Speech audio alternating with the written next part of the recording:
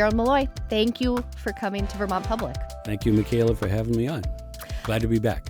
Well, I want to address off the bat that we are conducting a recorded one-on-one interview and not a debate. Vermont Edition invited both you and your opponent in the primary, Malloy and Coester, to a debate. You both declined, and I want to ask both of you about it. A representative from your campaign said in an email that you would have done a debate if it also included Representative Becca Balint, which isn't how we run primary debates here. Why did you not want to do a one-on-one debate with Malloy and Coester? Well, it kind of goes, I've known Mark for several years now. I've seen him, how he operates. He's got a kind of a self-control issue, and I don't know if you saw the 7 Days article. Did you see that? The one about the... With some real bad language in it. Oh, yes, yeah. I did. So, after that, I was like, no, I'm not, frankly, I don't want to embarrass the Republican Party with him. So that's kind of the short answer. And there's been more things been said recently online and stuff. So I really, he's, we're miles apart in terms of, frankly, character and experience and platform, and I don't think it would be good for me or the party. Well, let's talk a little bit more about your experience, and not just your work experience, but your experience in Vermont as a Vermont resident. You moved here in 2020, and you've run for Senate twice before, 2022, 2024 elections, and now you're running to be Vermont's sole representative to Congress. And I think some voters might still be curious about your personal knowledge of the state because you haven't held elected office here or worked for a Vermont-based company. Correct me if I'm wrong there. Correct. Okay. So in between these congressional runs, what have you done locally that might inform your candidacy for office? So you're right. I have this will be the third time. One thing I'm very proud of, top of the ticket in 24, we had the greatest state gains in the entire nation. That enabled the GOP to come out of the supermajority position where we had 12 vetoes overridden of our Republican governor. And so, I have basically not stopped for 4.5 years or so now. When I moved here, I actually had no intentions at all of running for office, but I saw what was going on in the state, and Senator Leahy retired, so I decided to run. I took a good look at myself, and I have 40 years of government and business experience. I have an MBA. I'm a decorated veteran. I went to West Point. I've worked in the Washington, D.C. area directly with and supporting many, many, many government agencies. That's for over 17 years that I've done that. Part of that's been business development and capture, where I actually engage government customers, find out what their issues are, build a team, and lead a whole very complicated government acquisition process. I've been successful at that. So I think I have a tremendous amount of very relative experience and, frankly, worldwide experience. I've lived in Europe, Asia, Persian Gulf, Middle East. I mentioned being a veteran. And I have 4 kids. I have my oldest a police officer. 3 of my kids have gone to school here, UVM, CCV, St. J. My youngest is in high school here now. So, and I've traveled about the entire state. I really don't, with the probable exception of the governor, I've met over 100,000 people now. And saw it back then, and I see it now. It's worse now. I think hopefully you've read that Vermont Business Journal article, Vermont is in trouble. Did you get a chance to read that? I'm not sure if I've read that one. Take a look. So some of the things I've been talking about for a while, Vermonters are leaving. And there's a very recent UNH poll that came out, and it actually said 64% of 18 to 34-year-olds plan to leave because of housing and cost of living. And I hear that every single day. And it bothers me because I love it here. I've lived all over the world. I live all over the United States. And I decided to move here with my family.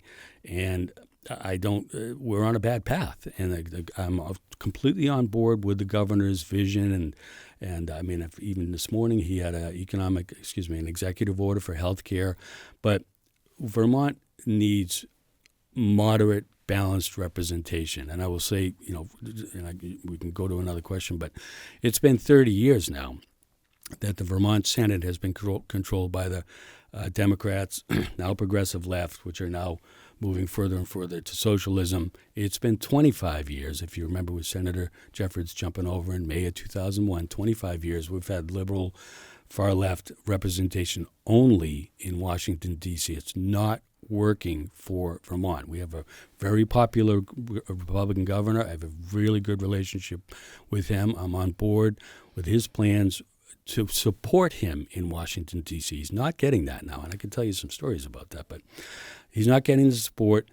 So it's time, to me, it's very apparent it's time for change. It's time to have moderate, balanced representation in Washington, D.C. that actually deliver results. The three folks we have down there now, and I actually know them all pretty well, and I get along with them all well. But frankly, they're so focused on bashing the current administration that they're not delivering results that I know that I can deliver in Washington, D.C. for Vermont. And that's why I'm running. I'm not running for the Oval Office. That's not why I'm running. I could talk more about that, but I'm running to deliver results for Vermont. Mm-hmm. Well, on the subject of your Vermont residency, do you still maintain a residence in Baltimore? I am a resident of Vermont. I can show you my license. I vote here. I pay taxes here. I have a green Jeep with my Bronze Star plate on it. My kids go to school here, so I live here. No, I believe you. You couldn't run if you didn't. But do you still maintain a residence in Baltimore? When I moved out of Baltimore, I had a house in Baltimore. We decided to try to keep that. We did keep it, and my oldest lives there now. Okay, so you spend all of the year in Vermont? Almost. I mean, I was in D.C. last week for the fair, the Great American State Fair. I went down there on my own just to represent Vermont. So I do leave the state occasionally. But did you run into your opponent, Mark Coester? No, he went a few days before that, I think. So I had a very, very busy 4th of July weekend. I went to 4 parades. I was in the Warren Parade, have you ever been to that? I've not. You should go. That's freedom of speech right there. But I did Brownsville, Warren, Montpelier, and Brandon, and I went up to Burlington on the 3rd. I go to church in Ludlow regularly, so the church on Sunday had a service to celebrate 150 years. So I've been running around the state quite a bit since I announced kind of late, and you probably saw it wasn't until the end of May, but things are going great, and like I said, I just talked to the governor, had a great talk with him in Montpelier on the 3rd. And that's also interesting because, I've been in that parade many times. I was in it 3 years ago, and then a couple of days later, the whole place is underground. But had a great talk with him. I'm on board with his vision for Vermont. I want to support him, and I will. He's not getting that support as a voice in D.C. right now from his congressional delegation. Frankly, I even talked to a sitting senator, and I said, hey, Peter Welch, Bernie Sanders, Becca Balint, do you see them a lot up in Vermont at the State House talking to the governor, doing things to support Vermont? And the answer was no, never, doesn't happen. That's not good. Well, I want to talk about some of the ways in which your experience as a defense contractor and in the U.S. Army would inform your work if elected to this role as a congressperson. You have many years of experience in working with foreign governments and foreign entities. So let's start with the military conflict in Iran. President Trump made the call to attack Iran in February without seeking congressional approval. Do you believe the president was acting in accordance with the U.S. Constitution when he did that? So it's funny you mention that because that's how I was going to start off answering it, is by the Constitution. So I did go to West Point, very challenging, great experience, learned about leadership, duty, honor, and country. Taking the harder right than the easier wrong. And then after 4 years, I entered there when I was 18, served all over the world, 22 years. But when you're commissioned as a second lieutenant, you take an oath to support and defend the Constitution of the United States against all enemies, foreign and domestic, to bear true faith and allegiance to the same. That oath has no duration. That's how I will conduct myself as a member of Congress. Frankly, I think some members of Congress need a refresher on that, because what we're seeing now is, we see this trend across the country, and it's been here a long time here in Vermont, moving towards socialism, more and more and more spending. And, my opponent Particularly, I've taken a good hard look at her voting record. 8 years. Just want to make sure this will go back to I'm Iran. Come back to it, but I want to. Her voting record over 8 years is why Vermont is unaffordable right now. It is why people are leaving, because of the burdens that are put on taxpayers. Becca Balint's voting record is Yep. why Vermont is unaffordable. Yep, Right and now? the progressive left, yes. Absolutely. I hope every Vermonter realizes that the nonstop adding programs, the tax increases, the saying no to Act 250 reform. Look at her record; it's right there. Yeses and no votes that impact affordability and the future for Vermont. So, coming back to the president, I said I have some issues with how things have been going in this administration. I will support any president that's going to do the right thing for America and Vermont under the Constitution.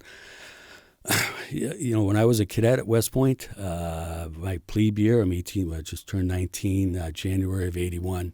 We got called into a very quick formation, I think the day after Reagan took office. And the 52 hostages from Iran returned to West Point, and we welcomed them with a huge 4,000 cadet formation. That was a great moment for America, but since then it's been death to America from that Iranian regime.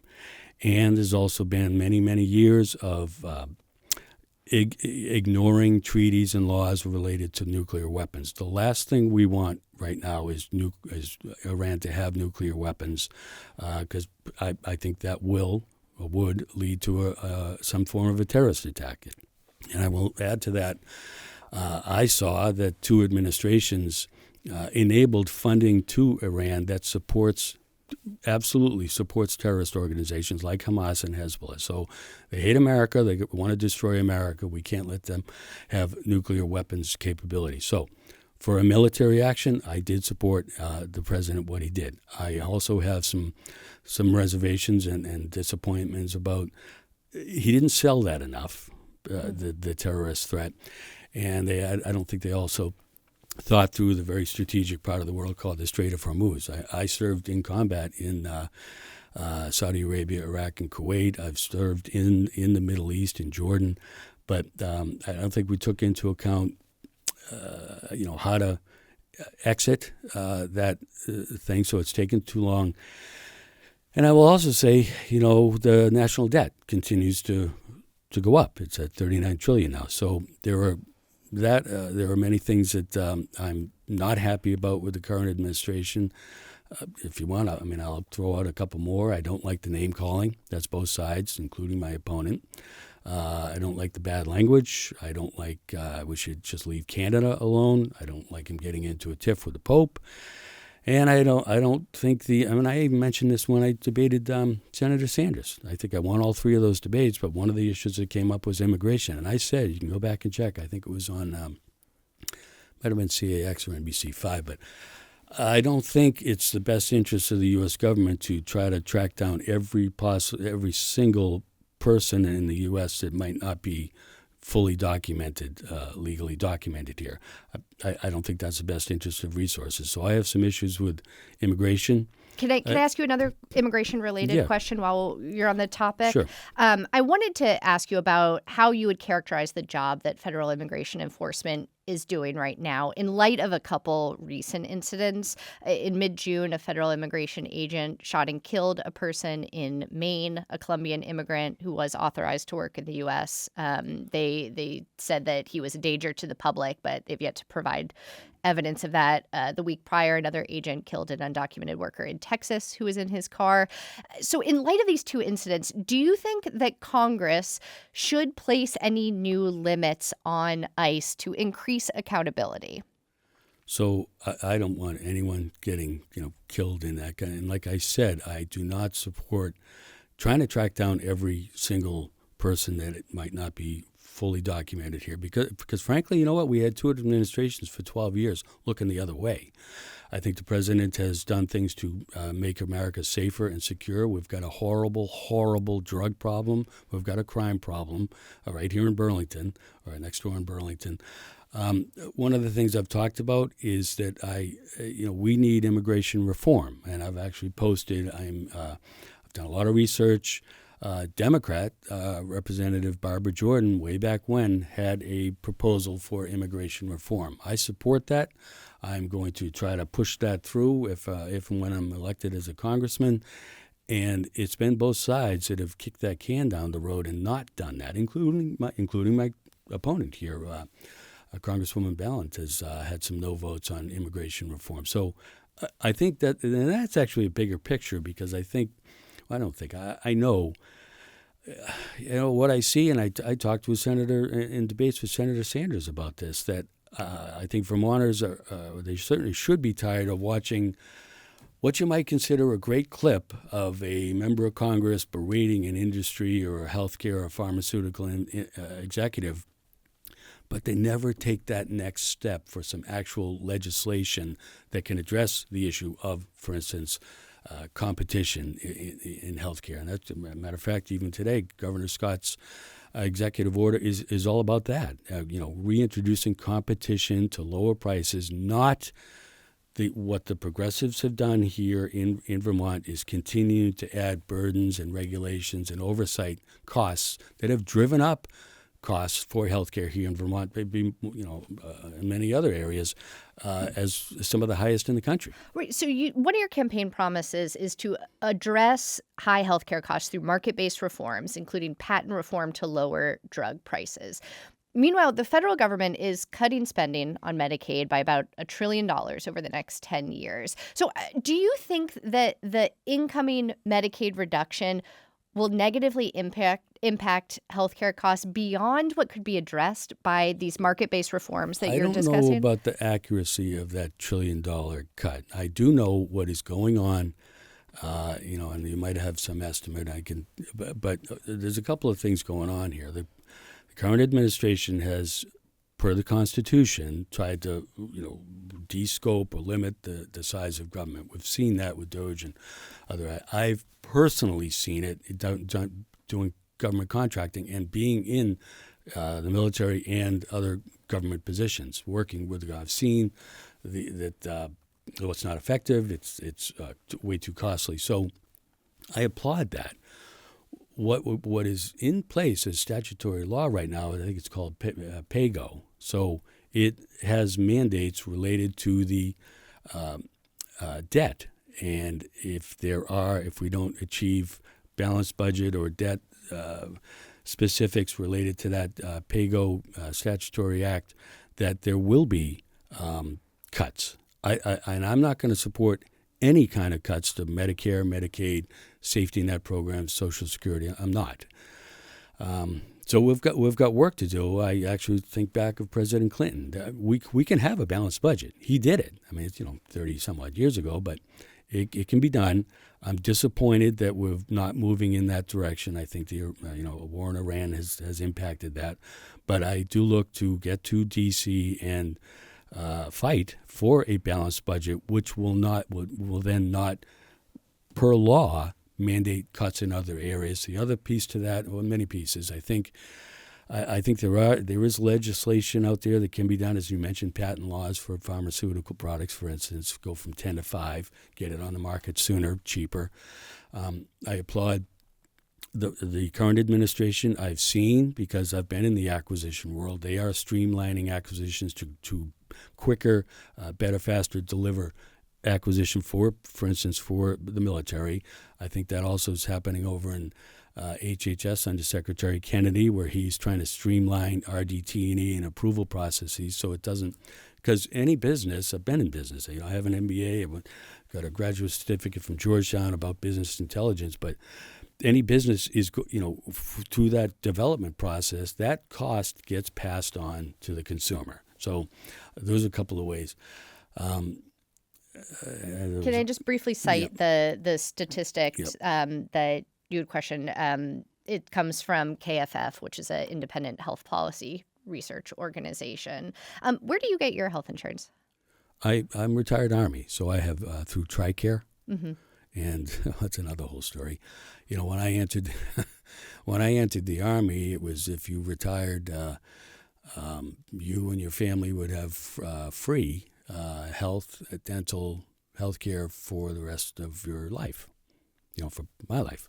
and then the kids up to a certain age. That's eroded over time. It's still reasonable. But do you think the government should be paying more for veterans' health care specifically? No, I mean, like I said, it's reasonable. It's affordable. So I'm not veterans, retirees, okay, like which I am. It's also not a perfect system. The other thing I was going to say is, I actually supported winning contracts to combat waste, fraud, and abuse of healthcare, and so that's in the billions. And I think that's another way which we can look to recoup that money to ensure that we don't, have debt problems. I want to get a better sense of your relationship to the decisions that President Trump has made. As somebody who's part of his same political party, you voted for him in past elections, but you've also said that you disagree with some of his policies and the way that he conducts himself in the office. In a past Vermont Public debate, you said that the people who broke the law on January 6th at the U.S. Capitol needed to be held accountable. And so I wanted to hear what you thought of President Trump's pardons of about 1,500 people involved in the January 6th riot at the Capitol. I don't have the details on all 1,500. I don't know. I would have to look. It was a blanket pardon. Every single person that broke the law was pardoned? I believe so. So I don't have the details on it. What I will stand by what I said, that those that broke the law need to be held accountable. I'll go ahead and say something now. I've heard some politics. I'm not going to go into detail now, but I've been to different political events, and some of the things that are said by our current delegation, are so completely inappropriate that. How does that? I'm just wondering how that connects. I'm not going to go into detail now, but it'll come out. When I hopefully debate Congresswoman Balint, because I've heard with my own ears some of the things that she said. And, you talk about January 6th, and you talk about insurrection, and you talk about, violence and taking it to the street and throwing some punches, things like that. It's not appropriate. So I stand by what I said, that those that broke the law should be held accountable. I think, thinking back, I don't know how many tens or hundreds of thousands of people were there that did not break the law. We have something called the First Amendment that allows you to free speech and the right to assemble peaceably and the right to petition the government. And, I flash forward and I see all these No Kings demonstrations. Great. You have a right to do that here in the United States, and you do. And I've been to many of them. The reason you could do that is because of the Constitution, because you're exercising your constitutional rights. And the great majority of folks on January 6th were doing just that. Right. Exercising their that's rights. not the people we're discussing right now. Right. And like I said, if you broke the law, you need to be held accountable. That's non-negotiable. So, Gerald Malloy is running for Vermont's sole seat in Congress. Gerald, thank you so much for joining us. Can I say one more thing, Michaela? Please. I just, it's been too long. Vermont is unaffordable. I really would urge all Vermonters to read that Vermont is in Trouble article. There's several that came out past that related to it. It's become unaffordable because of progressive policies, and people are leaving left and right. I meet them every single day. It's not a good path to be on here, and I want to work with the governor to actually work with him in Washington, D.C., a very popular Republican governor. It's time for some changes to actually have a better future here in Vermont. Thank you very much for joining us today. Thank you.